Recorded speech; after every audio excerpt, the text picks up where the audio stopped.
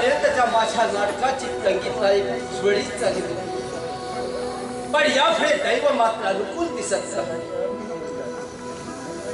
रंगनाथाच्या साथीनं सुलभाबरोबर लग्न करण्याचा मी बेत केला होता, पण आता ते मात्र शक्य नाही. सुलभाची शिखार साधता आली नाही तरी रंगनाथाची शिखार साधलीच पाहिजे. रंगनाथला आता गाढ झोप लागली, नाहीतरी मीच त्याला गुंगीचं औषध देऊन झोपवलं आहे.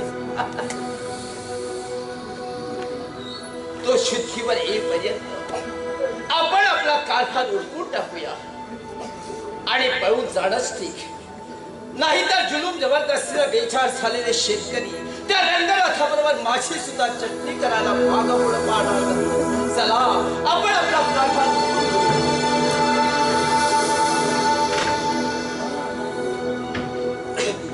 समजा अंधाधुंदीचा कारभार काही साफर सोडून गेल्या मला जरा बी करमत नाही. विचार करून करून डोसकं फुटाची येळ आली माझी.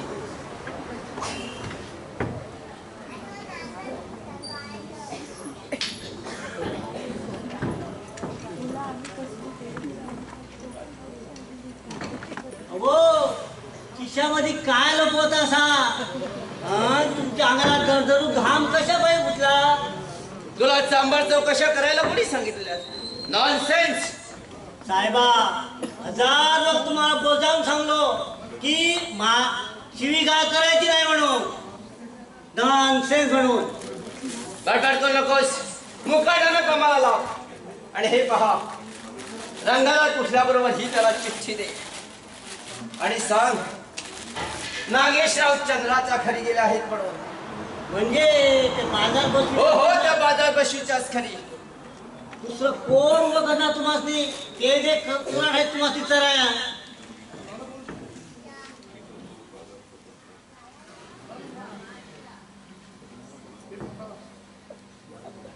कुणाला बोलतोयस? हे बघा, तुम्ही आवाज चढवला तर माझा आवाज कमी होणार ना. तुम्ही एक शेर तर म्या 1.25 शेर चुकून बोलत नाही. ते चमडीचा नोकर तू. साखर असलो तर कष्ट करून खातो. तुमच्या वाढून दुसऱ्याच्या पैशावर जगत नाही म्या. ते भिक्कार माणसाचं काम. ठाऊक आहे मला. उगाच तोंडाची वाफ घालू नकोस. त्यात वाफेचा चढका बसतोय तुम्हाला. आठ फुकाट्यानं तोंड बांधतो का किसकी? तुमच्या तोंडाला खूप लाल बिगार नाही जमायचं. ते फाजीलपणा करायला बरं जमतं. जोडीदार तसा का नाही जमणार? तुझ्या बरोबर लागणारा मूर्ख कुणासारखं ते समजून घ्या. अजून मोठ्याने ओरडला तर या घराच्या भिंती नाही बसून पडल्या. त्या भिंती तुला डांबून ठेवला पाहिजे. आणि तुम्ही नाही डांबला गेला तर मूर्खा बरोबर लागणारा मूर्खच. तुला पाणी दाखवलं असतं. अंगावर असल्या तर दाखवणार. पाणी होय असलं तर दावा. पाणी प्यायला मी तुम्हाला चित्ता ठेवणार ना. वेळ होतोय म्हणून. नाही तर काय करशील रे? माझ्या अंगाला हात लावून बघ. म्या पुलादी म्हणून पुलादी. तुमच्यासारखा कागदाचा पेलवान नाही. समजलं? छोटा मोठी थोडी बात. मराठी मध्ये बोलायला लाज वाटते होय. म्या तुम्हाला येणे म्हटलं चालेल का? तुझ्या बरोबर लागायला भेट आहे मला. ती चिठ्ठी आठवणीत देतोय मी. कायमचा केला तरी मी चालेल.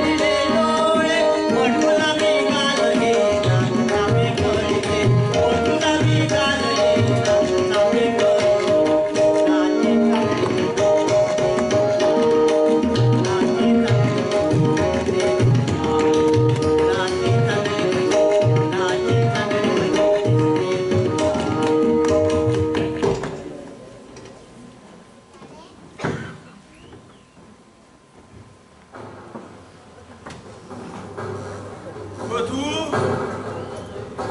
या या हरभरा या. सावकार आहे का रे घरात? काय काम होतं का? बरे पैसे द्यायचे होते त्यांचे. पाठवून देतो त्यासनी. तो बरं बसा तुम्ही. बरं बरं बसतो.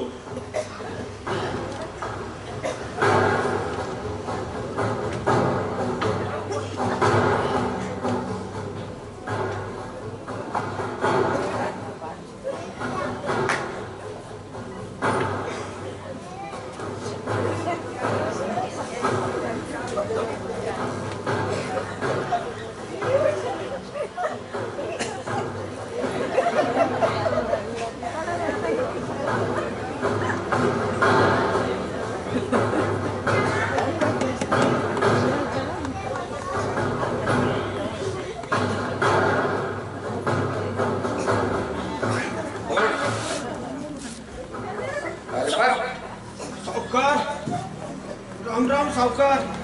आज मला विचारायची बुद्धी झाली. सावकार ज्याच्या जीवावर जगतो आहोत त्याला विसरून कसं चालणार. तोच आमचा मायका. मग देवदर्शन घ्यायला नको काय त्यांचं? माझा निरोप पोचला नव्हता तुला? पोचला पोचला. रिक्याम्या हाताने यायला शरम वाटत होती तुमच्या जवळ. मग आता भरलेल्या हाताने आलायच ना. होत सगळं काही देऊन आलं बघ. मक्याचं धान्य घालायला होत नाही त्याऐवजी पैसे द्यायला नको का? म्हणजे धान्य विकून पैसे आणलेच तर? धान्यात नाही तर विकणार काय? मग कुठून आणलेच पैसे? तेवढं मात्र विचारू नका सावकार. सांगायला काय हरकत आहे? चोरी करून तरी आणले नाहीस ना? नाही नाही कष्टाचे पैसे आहेत सावकार. म्हणजे धान्य विकताना थोडे पैसे कष्ट पडले असतील तुम्हाला? म्हणा काय वाटते ते म्हणा. पण पण मी माझ्या बायकोच्या आवडी निवडीचे सर्व दागिने देऊन पैसे आणले सावकार. मग काय वाईट केलं त्यात? तेवढ्यात बायकोच्या गळ्यातील भाग कमी होईल. आणि मी म्हणतो तुम्हा दळ भद्रानं दागिने वापरायचं शौक काय करायचं आहे का? फक्त श्रीमंतच लोकांना शौक करायचा, श्रीमंतच लोकांना सुख भोगायचं आणि गरीब लोकांना आम्ही दुःखात पिजत पिजत राहायचं. अरे बा, रागवू नका सावकार. तुम्ही माझ्या काळजाला हात घातलाय बघा. मी फक्त तो अडवायण्याचा प्रयत्न करतो एवढं. राजाने विश्वास तुला दिला वाटतं. हे कशाला धडा दे? कुणी अरे म्हटलं की त्याला उलट प्रश्न कार्य म्हणून करावाच लागतो सावकार. कोणीतरी कान फुंकलेले दिसतात याचे. ते फुंकण्याऐवजी तुम्हीच आमच्या शेतीवाडीवर फुंकर मारले आहात सावकार. अरे बा, गरीबाला 3 मण चरबी असते हे तुझ्या बोलण्यावरून पट्ट आहे मला. त्या चरबीचं तेल काढून घेतला आहात ना तुम्ही आमचं. अधिक बोलून माझं डोकं फिरवू नकोस. मुखाजारी किती पैसे आणले आहेस ते दे. हो हो.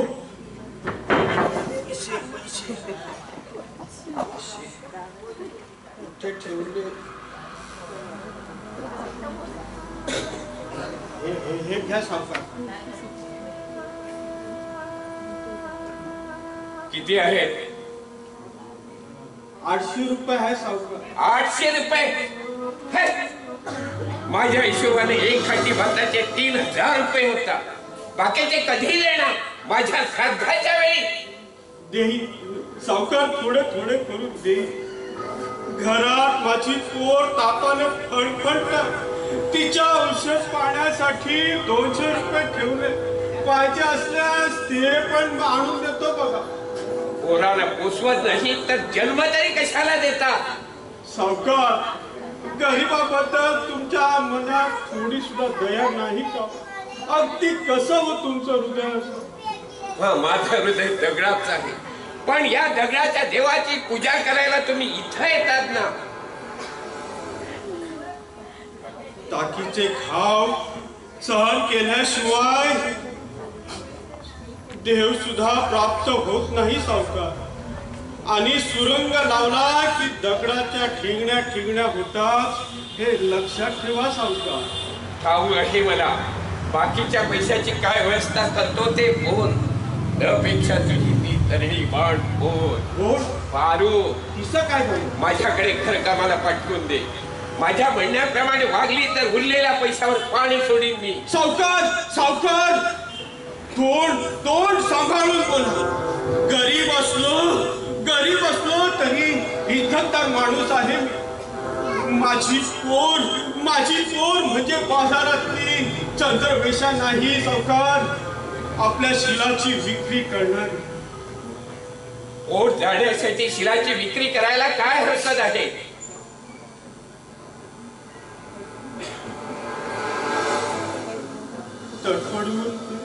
तडफडून मेलो तरी चालेल, पण पोरीच्या शिलाची विक्री करण्याचा हलकटपणा माझ्याकडून होणार नाही सावकार. कुठं चाललास? बाकीचे पैशाची व्यवस्था काय करतो ते बोल, नाही तर घरादारावर नांगर फिरवीन तुझ्या. या अगोदर शेतात नांगर धरून बघा, मग कष्टाची कल्पना येईल तुम्हाला. गरिबांचे संसार मातीला लावले आहात तुम्ही, पण त्याच मातीत एक दिवस गाडाल हे लक्षात ठेवा. कुणाला सुनावतं? मला राजाची काय परिस्थिती झाली ती ठाऊक आहे ना तुला. तो प्रसंग तुझ्यावर आणि पुरा दळारक्षक दारोदारी भीक मागायला लावी.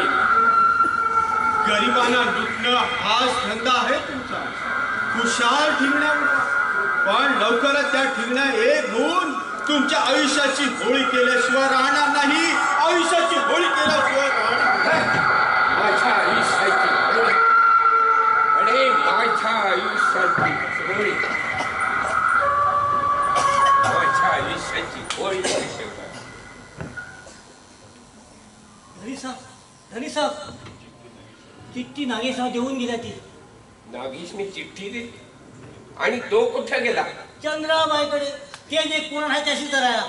पद्या, चिठ्ठी वाचा.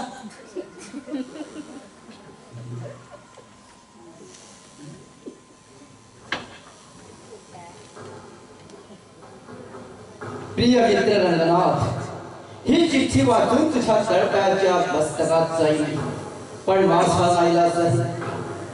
केवळ तुझ्या भोसरपणाचा फायदा घेऊनच तुझ्या घरात शिरकाव केला होता मी.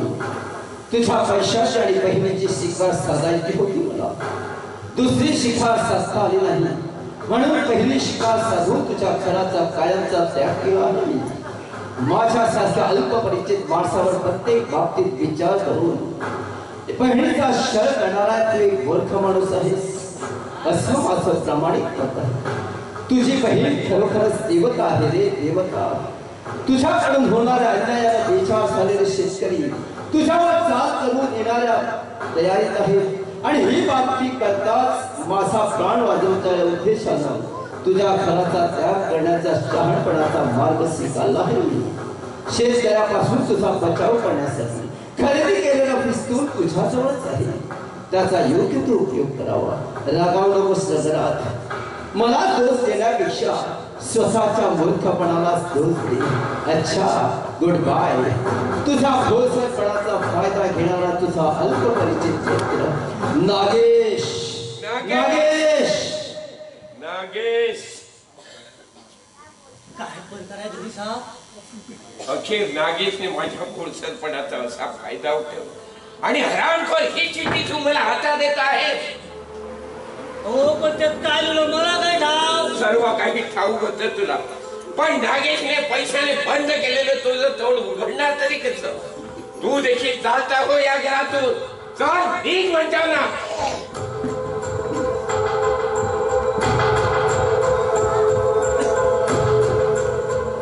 माझ्या तळपायच्या पुस्तकाला जाते.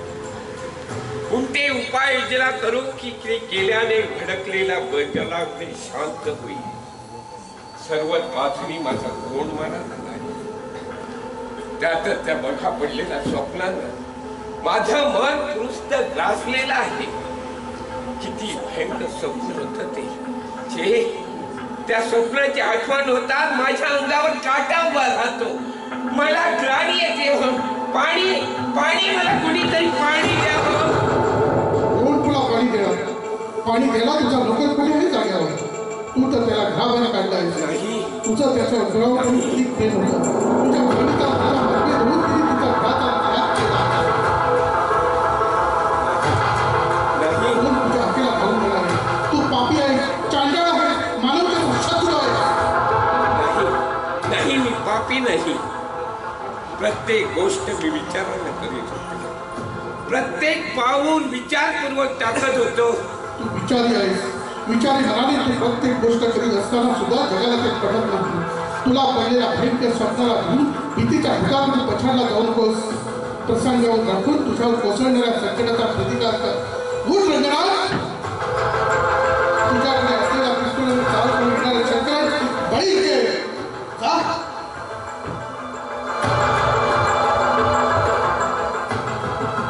शाबास रंगनाथ. आता काळाचा गर्दर का शोधतोस तू?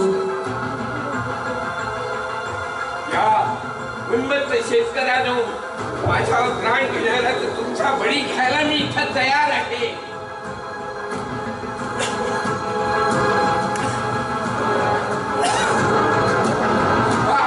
दादा, तू कशाला आली इथं? माझ्या शेतकरी बांधवांना न्याय मिळवून देण्यासाठी आणि त्याचबरोबर तुला जीवदान देण्यासाठी.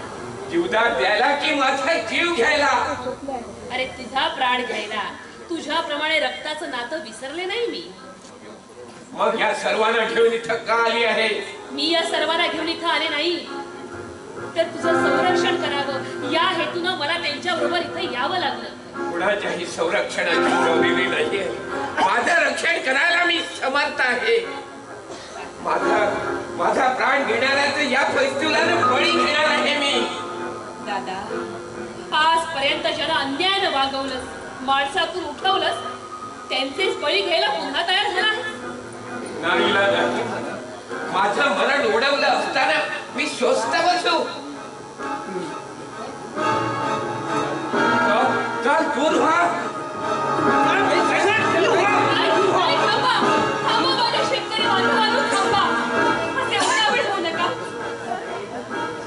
दादा, अरे अजून तरी शुद्धीवर ये आणि आपल्या लाख कोणाचा प्राण वाचव रे. निष्कारण स्वतःचा जीव का घेतो आहेस? का धोक्यात टाकतो आहेस? तुझ्या मरणानंतर सारी जमीन, सारी मिळकत सरकार जमाच होणार आहे. मी जरी त्याची वारसदार असले तरी तरी गरीब शेतकऱ्यांना पिळून कमवलेल्या मिळकतीचा कधीही स्वीकार करणार नाही. मिळकत म्हणजे माझ्यासाठी विष आहे, विष. आणि ते विष प्राशन करण्याचं सामर्थ्य माझ्यात नाही. उलट त्या विषाचं अमृत व्हावं हीच माझी इच्छा आहे रे. म्हणून म्हणते दादा, गोरगरिबांच्या त्यांच्या अंगाखालून काढून घेतल्या जमिनी तू जर त्याला मक्त्यानं करायला दिल्यास तर भुकेनं तळमळणाऱ्या त्यांच्या आत्माची तृप्ती होईल रे. त्यांना न्यायानं वागून त्यांच्याबरोबर सहकार्य करशील तर ते निष्पाप जीव तुला धन्यवादच देतील. देवावतार मानून तुझा गौरव करतील. रंगनाथ, सुलभाचं म्हणणं खरं आहे. तिच्यामुळेच आजपर्यंत तुला जीवनदान मिळालं आहे.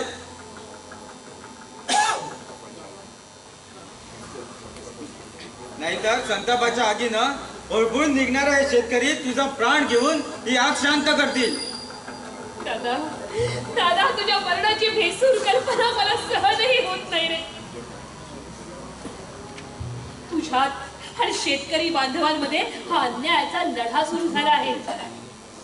पण तू जर समंजसपणा दाखवून त्यांची न्याय मागणी पुरी करण्याचं आश्वासन त्यांना दिलं तर हा लढा शांततेत मिटला जाईल.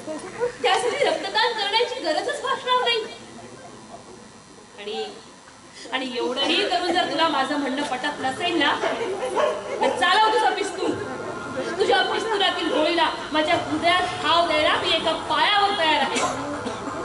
पण जोपर्यंत माझ्या जीवात जीव आहे तोपर्यंत इथल्या एकाही माणसाच्या अंगातून रक्ताचा एक थेंब सांडू देणार नाही मी. आतापर्यंत ज्यांनी माझ्या शब्दाकरता तुला जीवदान दिलं त्यांचेच बळी घेतलेले उघड्या डोळ्यानं पाहू मी? नाही, नाही, नाही, ते शक्य होणार नाही दादा, शक्य होणार नाही.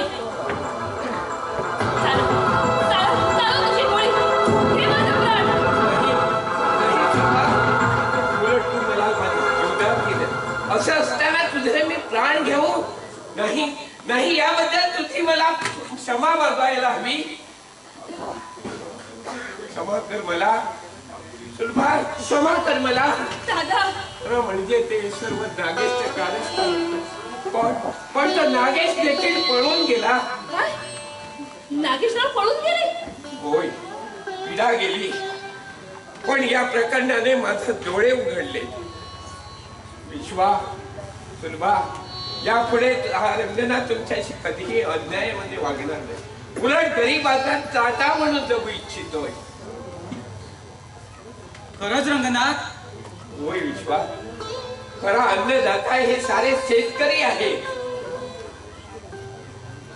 संबंध निवास शेताची शेत माऊली करून धान्य घेऊन लोकांची सेवा करतात.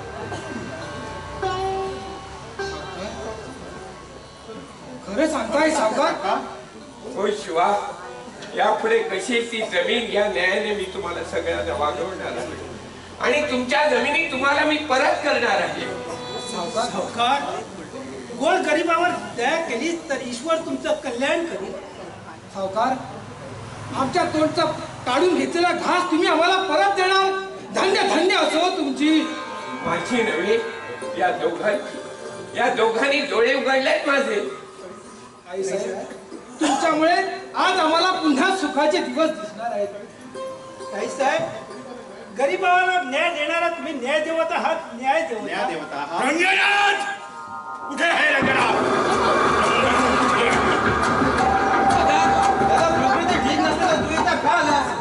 मारेकऱ्याकडून मार देऊन मला कपाळावर बांधायला लावलेली पट्टी याच्या कपाळावर तुला असं काही करू देणार नाही. कृपा करून माझं होय.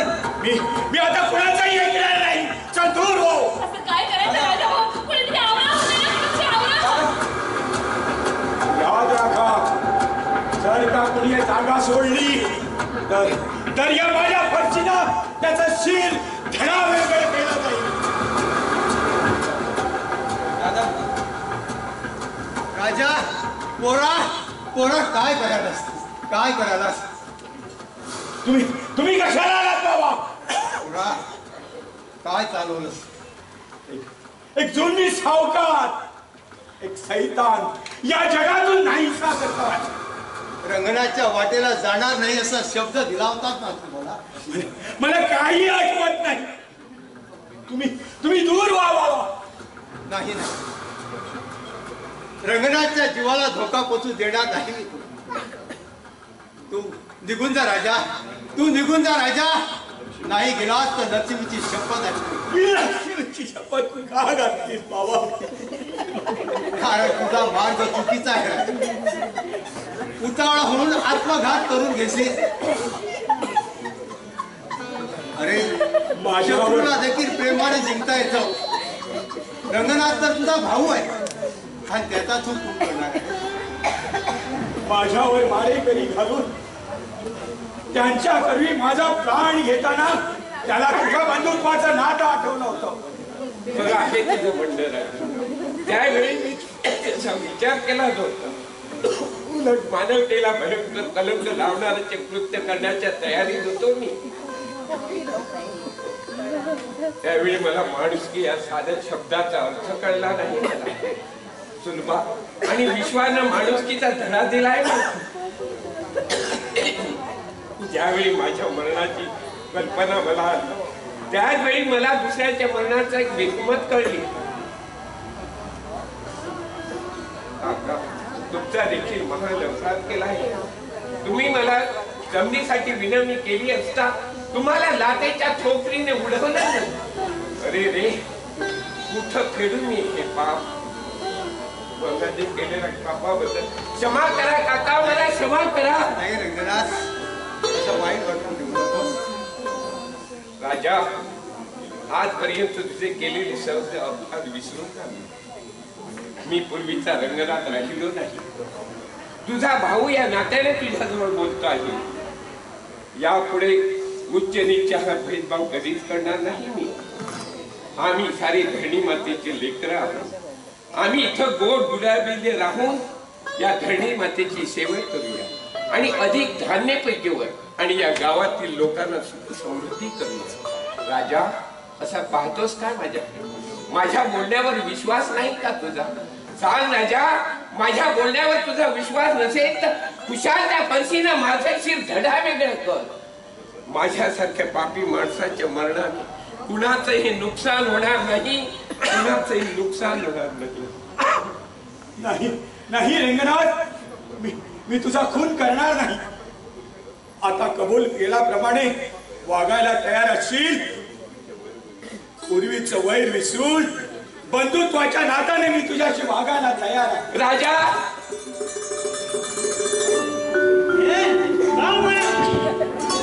आणि साहेब याशी पकडून आणला बघा, स्टेशनवर भेटला, स्टाफ म्हटल्यावर थांबला.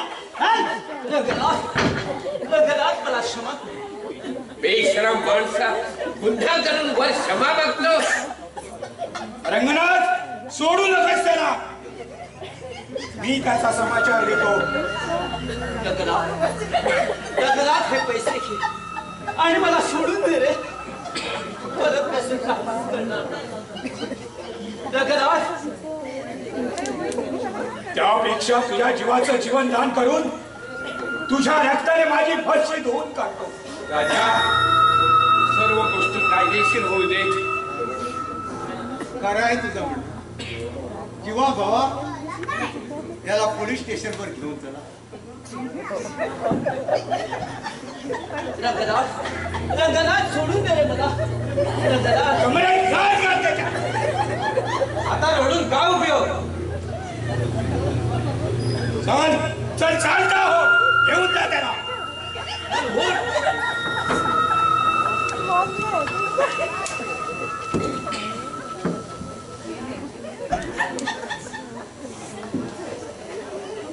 अरे तू कुठे चाललास तू? आणि साहेबाची माती बाहेर काढलंय. धनाचा हुकूम आहे, इथं कसं राहू? समजाने इथं आलो तेव्हा मधू अरे तुला इथून जाता येणार नाही, इथंच राहिलं पाहिजे तुला. हो, पण धनाचा हुकूम. होय होय होय. एक पाठीवर आहे म्या. कोणती अट? या दोघांचं लगीन लावून द्यायला पाहिजे. हो, त्या अगोदर तुझाच लग्नाचा भाग.